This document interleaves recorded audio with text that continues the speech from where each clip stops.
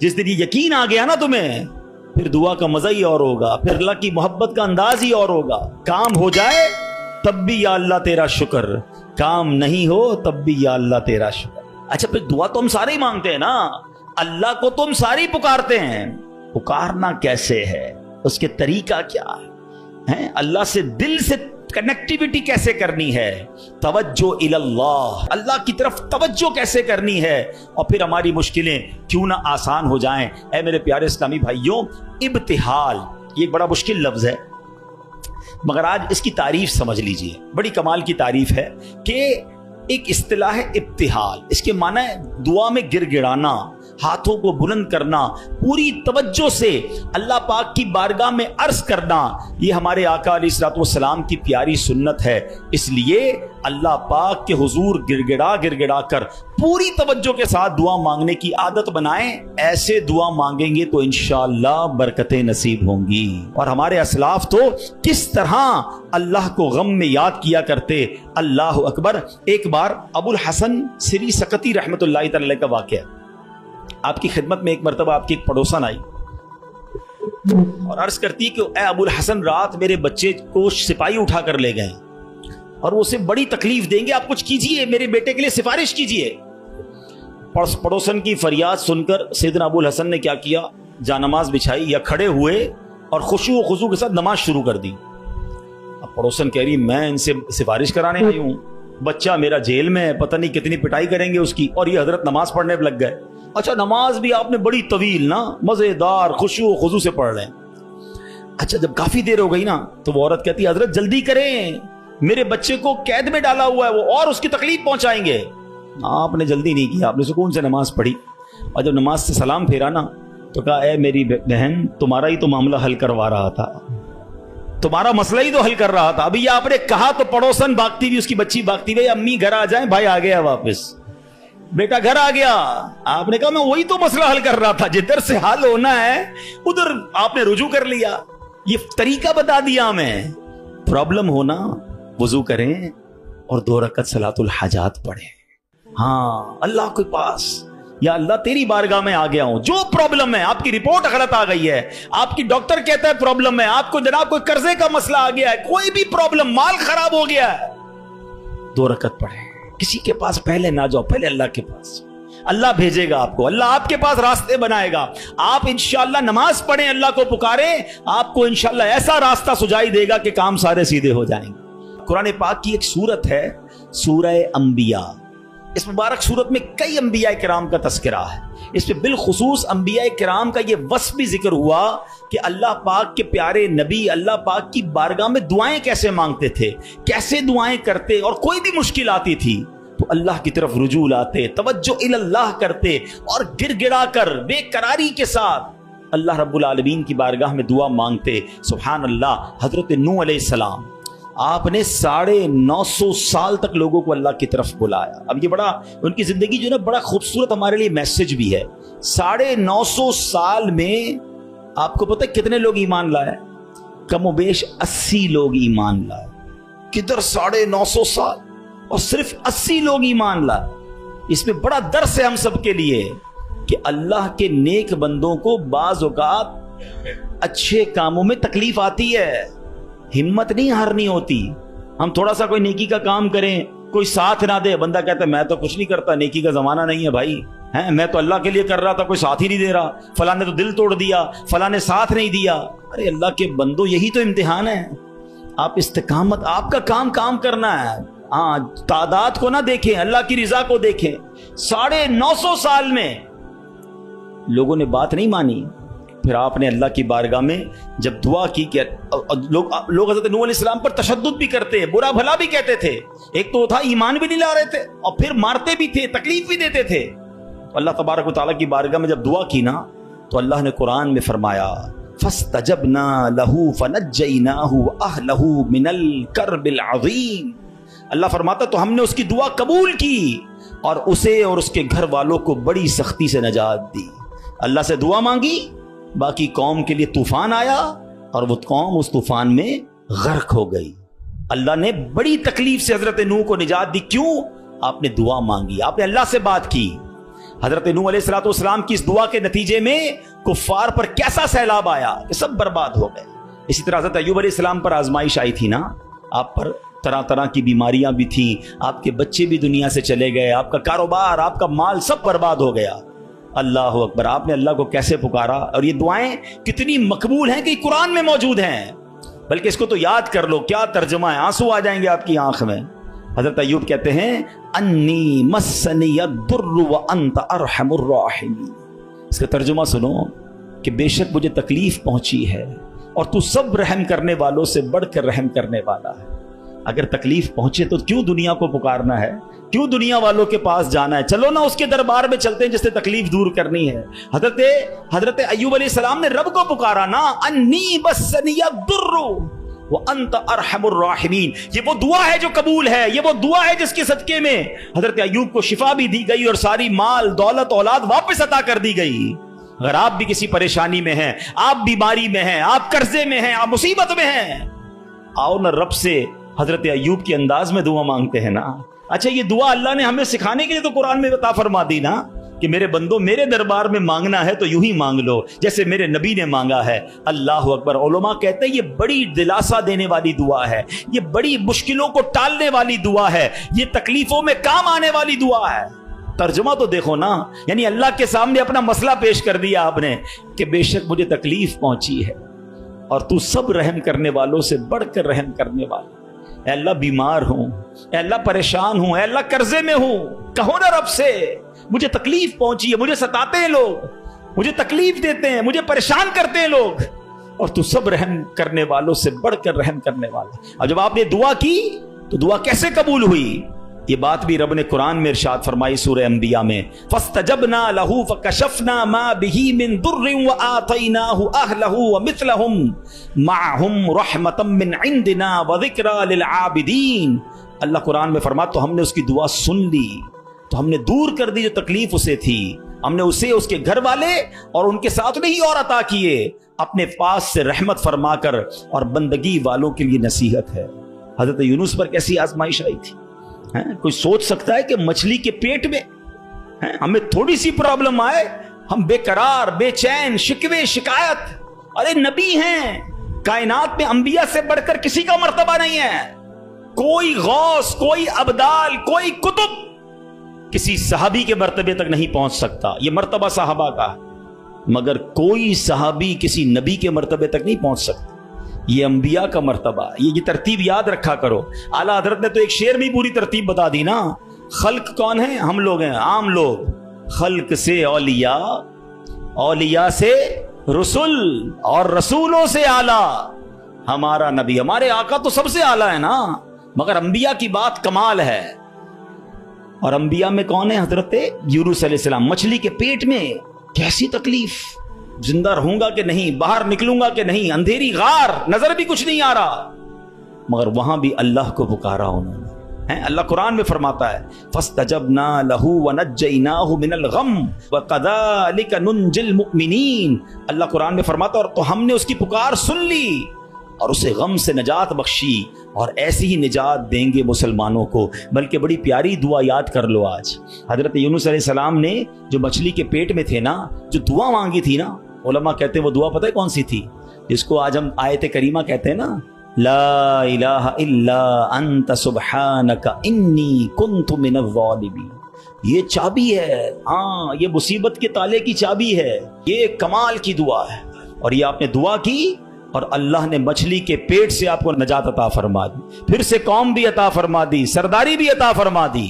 تو یہ دعائیں ہیں جو بے قراری میں، مصیبت میں رب کو پکارا گیا۔ اللہ اکبر۔ تو اے میرے پیارے اسلامی بھائیوں، اللہ کرے کہ ہم اپنے رب کو پکارنے والے بن جائیں، صحیح طریقے سے دعا کرنے والے بن جائیں۔ حضرت زکریا، اللہ اکبر، آپ بڑی عمر ہو گئی، آپ کی بڑھاپے تک پہنچ گئے، آپ کی اولاد نہیں تھی، آپ کی زوجہ بھی بانجھ تھی۔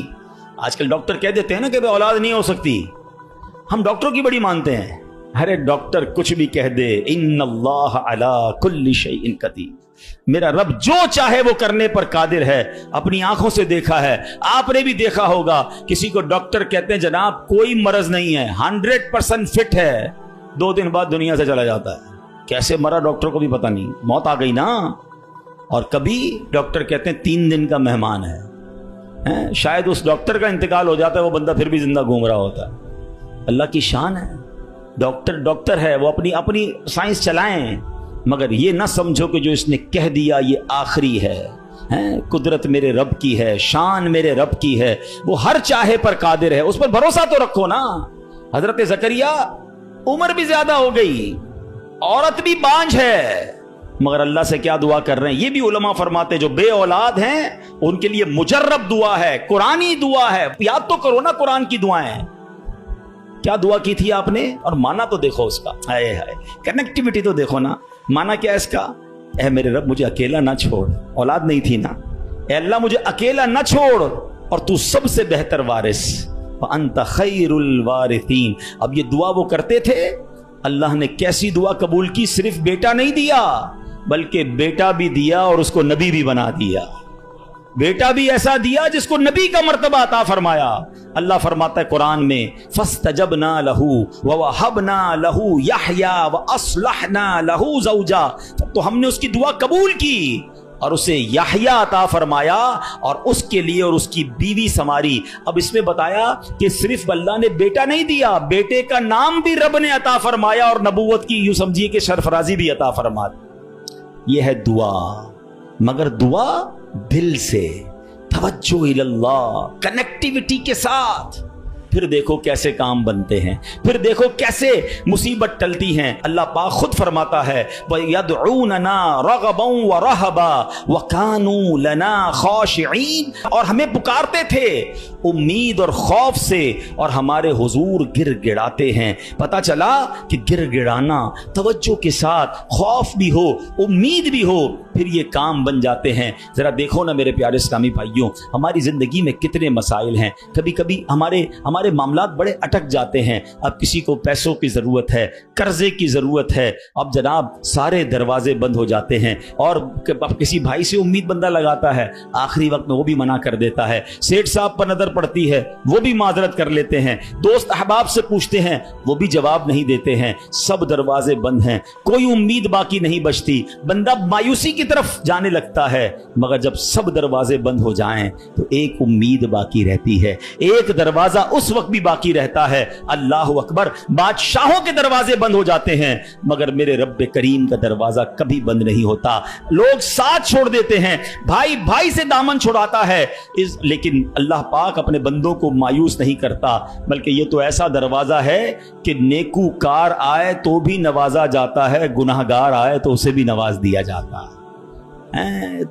तू करीम ही जो ठहरा तो करम के क्या ठिकाने, तू करीम ही जो ठहरा तो करम के क्या ठिकाने, तू नवाजने पे आए तो नवाज दे ज़बाने। दिल से दुआ कैसे असर करती है। हो सकता है किसी के जहन में आए कि बात तो मौलाना साहब बिल्कुल ठीक कर रहे हैं, मेरे लिए भी सारे दरवाजे बंद हो गए हैं, मगर मेरा मामला सुलझेगा कैसे, मामला बनेगा कैसे। चलो मैं आपको 2 वाकयात सुनाता हूं जिससे इंशाअल्लाह बात मजीद समझ आ जाएगी।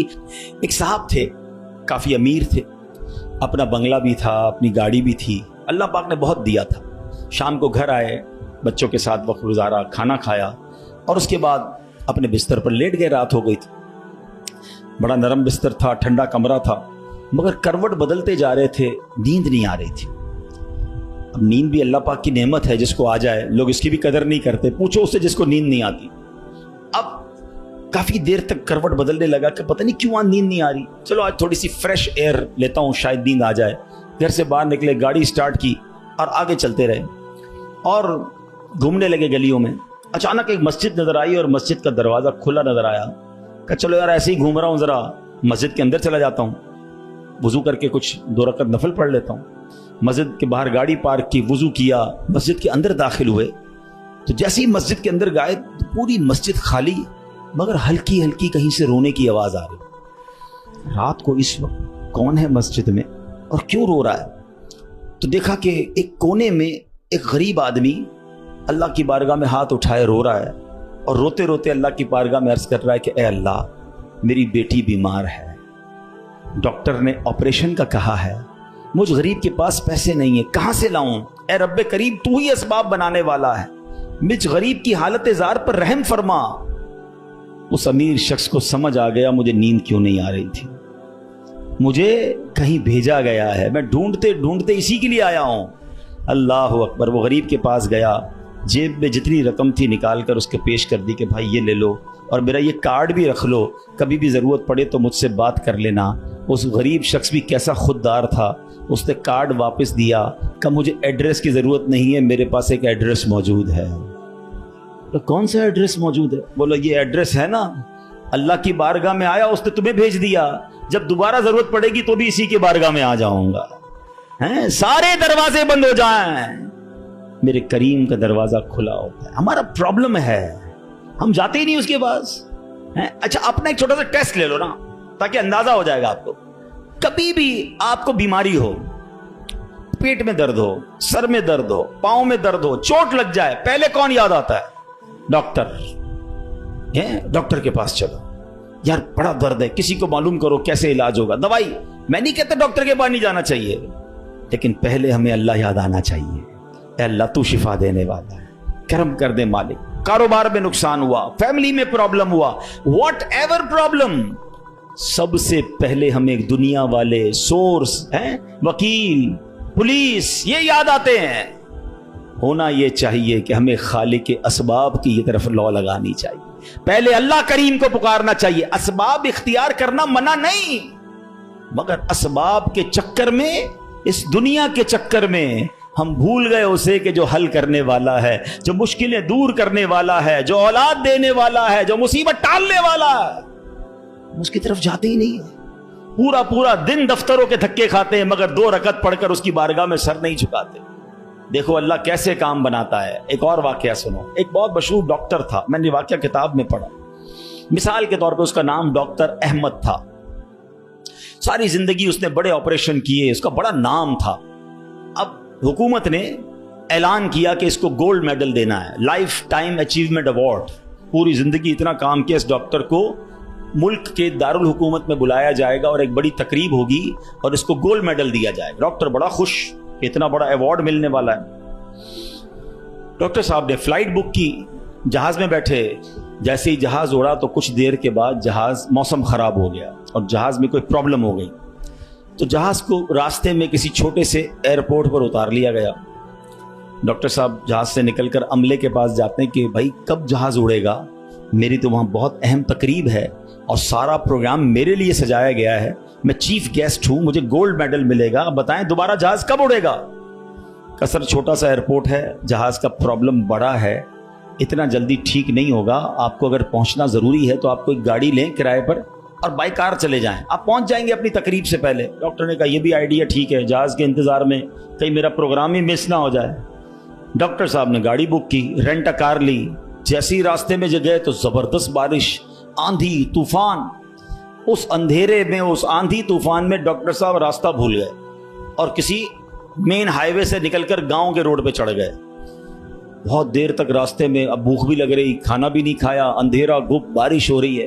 اچانک ایک چھوٹا سا گاؤں میں گھر نظر آیا جس میں ایک بلب جل رہا تھا۔ ڈاکٹر صاحب نے کہا اب تو حالت ایسی ہو گئی، دروازہ کھٹکھٹایا، ایک بوڑھی عورت نے دروازہ کھولا، کب ماں جی کچھ کھانے پینے کو ملے گا، بہت بارش ہو رہی، کہا بیٹا اندر آ جاؤ۔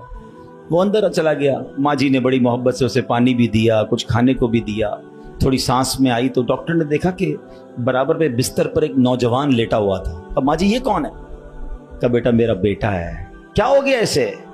کہا اس کو بہت بڑی بیماری ہے۔ ماں جی علاج کیوں نہیں کرواتی؟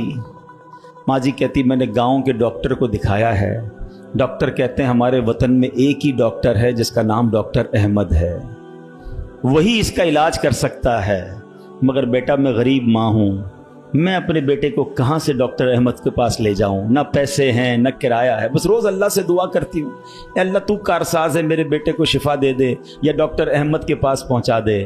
ڈاکٹر احمد رونے لگا، کہتا ہے ماں جی میں ہی ڈاکٹر احمد ہوں اور اللہ نے مجھے تیرے گھر پہ بھیج دیا ہے۔ جہاز کا خراب ہونا، چھوٹے ایئرپورٹ پر اترنا، رینٹ کار لینا، راستہ بھول جانا، کسی اور گھر پہ نہ رکنا، اسی جھونپڑی کے کنارے پر رکنا اور اس گھر میں جانا اور اس مریض کا علاج کرنا، اب بھی نہیں مانو گے؟ ان اللہ علی کل شیء قدیر، میرا رب جو چاہے وہ کرنے پر قادر. بس ہمارا بھروسہ ہل جاتا ہے. ہم سمجھتے ہیں دنیا والے ساتھ دیں گے, ہم سمجھتے ہیں دنیا والے مسئلہ, ارے دنیا والے تو دکھ دیتے ہیں.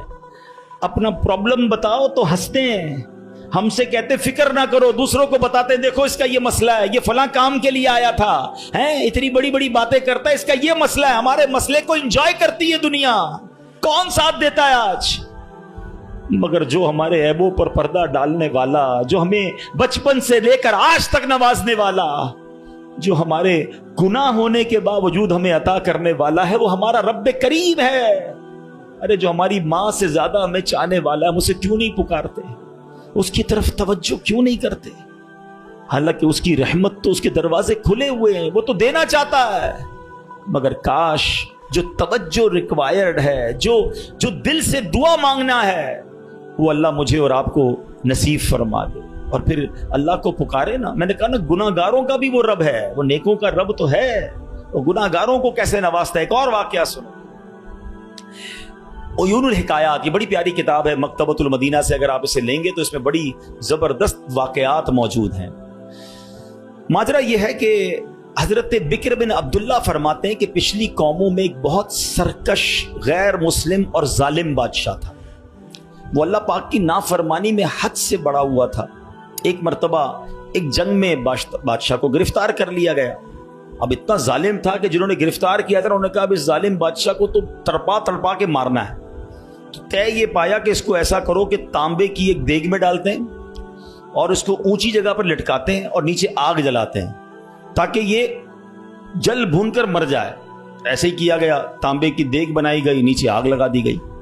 اب آہستہ آہستہ جو ہے وہ دیگ گرم ہوئی, بادشاہ کی حالت خراب, پوری دیگ گرم ہو جائے تو جسم جھلسنے لگا.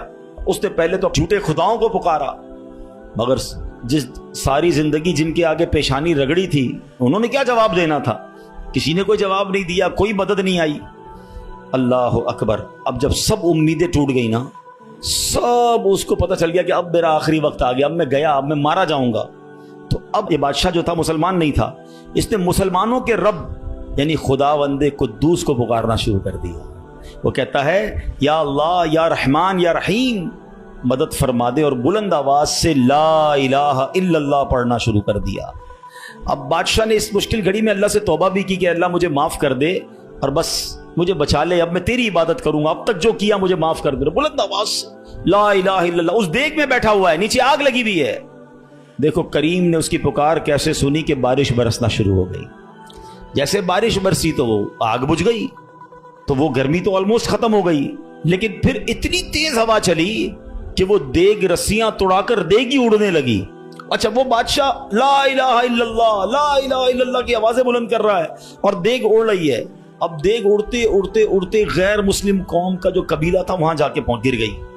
اب جب وہاں گئی تو لوگ حیران کہ یہ کیسی دیگ ہے جو اڑتے ہوئے آ رہی ہے, اور اس میں ایک بندہ بیٹھا ہوا ہے وہ لا الہ الا اللہ, لا الہ الا اللہ پڑھ رہا ہے. تو جب وہ غیر مسلم قریب آئے تو اس بادشاہ نے باہر نکل کر اپنا واقعہ سنایا کہ سنو, میں غیر مسلم تھا, اپنے اللہ کے سوا جھوٹے خداؤں کی پوجا کرتا تھا, میں نے کلمہ پڑھا, اللہ نے اس مصیبت سے نکال دیا اور مجھے یہاں پہنچا دیا, پورا گاؤں کلمہ پڑھ کر مسلمان ہو گئے. اللہ کی جو نا قدرت کے نظارے ہیں, اللہ ایسے نکالتا ہے بندے کو کہ سمجھ بھی نہیں آتی. بات وہی ہے کہ دل سے اسے پکارنا ہے, مگر دل سے گر گڑا کر توجہ کے ساتھ, فوکس کے ساتھ. پھر دیکھو آپ کی مشکلیں کیسے ٹل جاتی ہیں. تو اللہ کرے کہ ہم پیارے آقا علیہ الصلوۃ والسلام کی سنت پر عمل کرنے والے بن جائیں. ایک بار خود نبی پاک کے ساتھ بڑا حیران کن واقعہ پیش آیا. یہ 3 ہجری غزوہ غطفان کا موقع تھا. پیارے آقا علیہ الصلوۃ والسلام صحابہ کرام کو لے کر سفر پر روانہ ہوئے. ایک مقام پر پڑاؤ کیا تو صحابہ کرام کچھ فاصلے پر ٹھہرے اور نبی پاک علیہ الصلوۃ والسلام اکیلے ایک درخت کے نیچے تشریف فرما ہو گئے. غیر مسلم جو ہر وقت نبی پاک کو معاذ اللہ نقصان پہنچانے کی ٹرائی کرتے رہتے تھے, پلان کرتے رہتے تھے, ان میں سے غیر مسلم اچانک کہیں سے آیا ہاتھ میں ننگی تلوار, اور نبی پاک اکیلے, کوئی اس وقت صحابہ بھی قریب نہیں تھے. تو پیارے آقا علیہ الصلوۃ والسلام کے بالکل سامنے آ گیا اور بڑے تکبر کے ساتھ, بڑے جس کو کر و فر کے ساتھ کہتا ہے اے محمد صلی اللہ علیہ وسلم, اب بتائیے آپ کو مجھ سے کون بچائے گا؟ آپ کے ساتھ تو کوئی بھی نہیں ہے, آپ اکیلے ہیں, میرے ہاتھ میں تلوار ہے. اللہ اکبر. نبی پاک کی توجہ اللہ کی طرف کیسی تھی؟ آپ نے صرف ایک جملہ کہا، ایک لفظ کہا، فرمایا اللہ. کیا نام ہے، دل کو کیسا سکون نصیب ہوتا ہے. میں اسے پکار رہا ہوں جو میرا خالق ہے، جو میرا مالک ہے، جو میرا پروردگار. پکارا کرو اسے، نام لیا کرو اس کا. کہو اللہ اللہ اللہ اللہ، پکارو اسے اللہ اللہ اللہ اللہ. ہائے ہائے ہائے، نبی پاک کی زبان سے لفظ اللہ نکلا، وہ غیر مسلم تو کانپنے لگ گیا، تلوار اس کے ہاتھ سے چھوٹ گئی. اب نبی پاک نے تلوار اٹھا کر کہا اب بتاؤ تمہیں مجھ سے کون بچائے گا. تھوڑی دیر پہلے تو وہ کہہ رہا تھا نا آپ کو کون بچائے گا، اب آقا کے ہاتھ میں تلوار ہے صلی اللہ تعالی علیہ وسلم، اب بتاؤ تمہیں کون بچائے گا. وہ کہتا ہے حضور مجھے بچانے والا تو کوئی بھی نہیں ہے، وہ مسلمان تو تھا نہیں. نبی پاک علیہ الصلوۃ والسلام نے اس کی بے کسی پر رحم فرمایا، اسے معاف کر دیا. ہائے ہائے، نبی پاک کے ایسے اعلیٰ اخلاق دیکھے، وہ کلمہ پڑھ کر مسلمان ہو گئے. دشمن آ جائے تو چادر بھی بچھا دیتے ہیں، ہم معاف کریں گے. جان لینے آیا تھا آقا نے اسے معاف کیا. ہمارے مزاج کے خلاف بات کر دے ساری زندگی دشمنی لے لیتے، مجھے گالی دی، مجھے برا بھلا کہا، مجھے نقصان پہنچایا. کب تک بدلے لیتے رہو گے یار؟ نبی پاک کے امتی ہو تو معاف کرنا بھی تو سیکھو.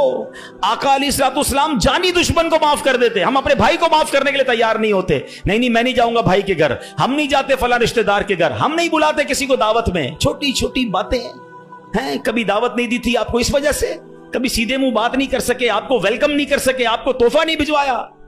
اتنی چھوٹی بات پر آپ نے رشتہ داریاں ختم کر دی. اور ایک طرف کہتے ہو کہ نبی پاک کے امتی، آقا کے غلام. اچھا نعتیں سب کو یاد ہیں، یاد کرو نا، نبی پاک کی سنت پر تو عمل کرو، کسی کو تو معاف کرو. بندہ کہتا میں بتاتا ہوں، مجھے گالی دی ہے، اب میں بتاتا ہوں. وہ ایک گالی دیتا ہے، ادھر سے 7 گالیاں جاتی ہیں. اور صحیح بات یہی ہے، جو کہتا ہے میں بتاتا ہوں، وہ واقعی بتا دیتا ہے وہ کون ہے، اس کے اندر کتنا گند بھرا ہوا ہے. اگر وہ آپ کے ساتھ برا کر رہا ہے تو آپ کو کس نے اجازت دی ہے برا کرنے کی؟ ایک عجیب سا جملہ مشہور کر دیا گیا ہے کہ جناب ہم شریف کے ساتھ شریف ہیں، بدماش کے ساتھ بدماش ہیں. مجھے آج تک سمجھ نہیں آیا کون سا بٹن لگا ہوا ہے آپ کے اندر بھائی. شریف کے ساتھ شریف ہوتے ہو، بدماش آتا ہے آپ بھی بدماش بن جاتے ہو، تو پھر تو آپ بھی بدماش ہوئے نا بھائی. شریف آدمی شریف کے ساتھ شریف ہوتا ہے، بدماش کے ساتھ بھی شریف ہوتا ہے، تبھی تو بدماش کی اصلاح ہوگی نا. مسلمان ہوا نا یہ شخص، نبی پاک نے معاف کر دیا. تو خدا را آقا کی سنت کو ادا کریں، اور جیسی بھی مشکل، جتنی بڑی مشکل ہو، آپ بس دعا کریں، اللہ کو پکاریں، اللہ کو یاد کریں، توجہ اللہ کی طرف جائے. اچھا ایک اور چیز، ایک اور ٹیسٹ کرتے ہیں. کوئی نقصان ہو گیا ہے، کوئی تکلیف ہو گیا، آپ ہماری ہم جس جنریشن کے، میں جس جنریشن کا ہوں، شاید اب تو ایسا نہیں ہے، جو بزرگ بیٹھے ان سے پوچھیں کہ ہماری مائیں یا ہماری نانی دادی بچے کو سلاتی تھیں تو ذکر اللہ کر کے سلاتی تھی. آمینہ بی بی کے گلشن میں کیسے پڑھتی تھی؟ آمینہ بی بی کے گلشن میں آئی ہے تازہ بہار، پڑھتے ہیں صلی اللہ وسلم آج در و دیوار. نبی جی اللہ اللہ اللہ لا الہ ہو اللہ اللہ اللہ لا. رات بچے کو سلا رہے ہیں تو ذکر الہی ہو رہا ہے، نعتیں سنائی جا رہی ہیں، بچے کو کچھ لگ جائے تو حسبی اللہ یا اللہ خیر ہے. اب تو عجیب عجیب باتیں ہیں. رات کو موبائل پکڑا دیا ہاتھ میں، گانا دیکھتے ہوئے، میوزک دیکھتے ہوئے، کارٹون دیتے ہوئے، ابا بھی سو رہا ہے، بچہ بھی سو رہا ہے. صبح اٹھتے ہی بھائی وضو کروا کے فجر پڑھایا جاتا تھا، کلمہ پڑھایا جاتا تھا. مجھے اپنا یاد ہے کہ ہم جب چھوٹے تھے تو اسکول جانا ہوتا تھا، تو فجر کی نماز کے بعد پھر سو گئے. تو ہمارے اس وقت ریڈیو پاکستان پہ، جو میری عمر کے لوگوں کے ان کو پتا ہوگا، اب تو پتا نہیں ہے، صبح 7 بجے جو ہے نا وہ درود پاک چلتا تھا.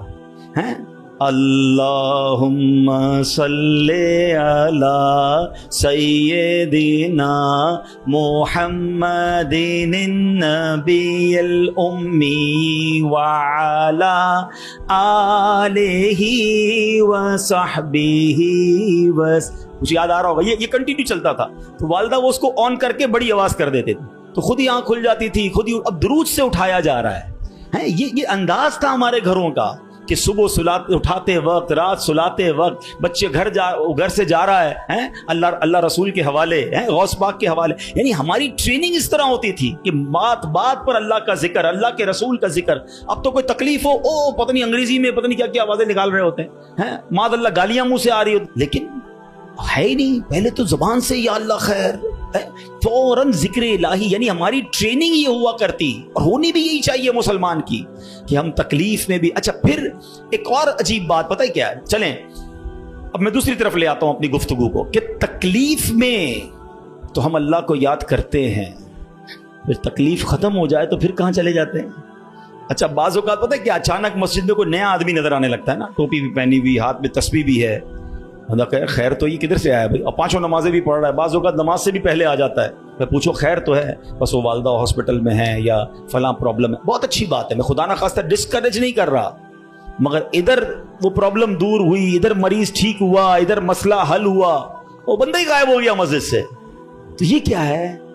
ہم خوشی میں بھی اللہ کے بندے ہیں، ہم غم میں بھی اللہ کے بندے ہیں، ہم غموں میں بھی اسے پکاریں، ہم خوشی میں بھی اسے یاد رکھیں۔ اور یہ بات میں نہیں کہہ رہا، یہ اللہ کریم نے قرآن مجید فرقان حمید میں ارشاد فرمایا، اور یہ کافروں کی عادت اللہ نے ارشاد فرمائی۔ سنو، اللہ قرآن میں فرماتا ہے وَإِذَا مَسَّ الْإِنسَانَ الضُّرُّ دَعَانَا لِجَنبِهِ أَوْ قَاعِدًا أَوْ قَائِمًا، اللہ فرماتا ہے اور جب آدمی کو تکلیف پہنچتی ہے تو لیٹے ہوئے اور بیٹھے ہوئے اور کھڑے ہوئے ہر حالت میں ہم سے دعا کرتا ہے۔ بہت اچھی بات ہے، مگر آگے کیا ہوا؟ اللہ فرماتا ہے پھر جب ہم اس کی تکلیف دور کر دیتے ہیں تو یوں چل دیتا ہے گویا کبھی کسی تکلیف کے پہنچنے پر ہمیں پکارا ہی نہیں تھا، یاد ہی نہیں رہتا اللہ کا گھر۔ سچ بتاؤ ایسا ہم نہیں کرتے؟ پرابلم ہو تو گھر میں قرآن خوانی کراؤ، درود پاک کا ختم کرواؤ، امام صاحب کے پاس چلتے ہیں، دعا کرواتے ہیں، ذرا مسجد میں دعا کروانی ہے، ارے بھائی دعا کر دی، تمہارا مسئلہ حل ہو گیا، اب گئے کدھر؟ یہ اللہ پاک سے کیا تعلق بنا رہے ہو؟ ایسا نہ کریں۔ دیکھیں آپ اپنے انداز میں سمجھیں، میں بلا تمثیل سمجھا رہا ہوں۔ کوئی بندہ وہ ہے جو آپ سے جب ملتا ہے اپنے مطلب کے لیے ملتا ہے، بلکہ ایسے بھی لوگ ہوتے جب باتیں سمجھ آ جاتی ہے یار کوئی کام ہی لے کر آیا ہوگا، اس کا کوئی مسئلہ اٹکا ہے نا تو آج چہرہ دکھایا ہے، تو اس بندے کی کیا عزت ہوتی ہے آپ کے پاس۔ اور ایک بندہ ہے جو روز ملتا ہے، محبت کرتا ہے آپ سے آپ کے پاس آ کے بیٹھتا ہے، کبھی کبھی مسئلہ بھی بیان کر دیتا ہے، لیکن مسئلہ نہ بھی ہو تو آپ کے پاس ضرور آتا ہے، وہ دوست ہوتا ہے نا۔ فرق ہے نا، ایک مطلب کے وقت تمہارے پاس آتا ہے، ایک روز تمہارے ساتھ پاس آتا ہے۔ اب بلا تمثیل سمجھو، جو مطلب کے وقت اللہ کی بارگاہ میں جا رہا ہے، جو کسی مشکل کے وقت تو رب کے پاس جاتا ہے، اور جیسے ہی رب اپنے کرم سے مشکل آسان کر دے وہ غائب ہو جاتا ہے، تو ایسا نہ کیا کرو، اللہ کے گھر میں آیا کرو، مسجدوں میں بیٹھا کرو، نمازوں کی پابندی